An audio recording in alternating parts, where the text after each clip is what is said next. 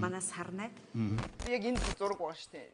Булганаач дээр сууц. Яг энэ орон дээр суудсан зураг.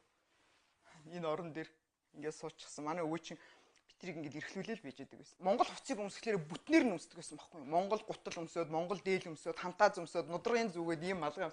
Тэгээ намайг би зөвлөлтийн 3 дугаар сургууль зурдаг. Манайх шиг эхлэхүүр хажууд 2 зам гардаг. Тэгээ манай өвөө намайг хүргэж өгдөг байхгүй юу? Өглөө болгон. Тэгэхээр нь би өвд маань ер нь жоохон эрхлүүлдэг байсан л та. Би өвөөгөөрөө 10 дугаар анги төслөө гаргаж хөргүүлнэ би танаар гал ярьдаг байсан чинь. Нэг 7 дугаар ангид байлоо 6 дугаар ангид байлоо. Өвөө яг ийм хувцастайгаа гаргаж өгдөг намайг. Хөтлөө тэр үед чинь ийм хувц өмсдөг байсан. Би амар бахархтаар хүсэн чинь манай ангийн нэг орос бүр хар хурдаараа гүйж ирээд надад хэлж байгаа байхгүй. Чамааг өвлийн өвгөн гаргаж өгч байгаа юм уу гэж. Тэгсэн чинь би айгуу гайхаж харангуудаа энэ юу дээ 6 дугаар 7 дугаар ангийн хөвгт чи шилжилтэн. Шууд гэртээ ирэнгүүтээ өвөө маргаашнаас намайг гаргаж өгөхгүй шүү.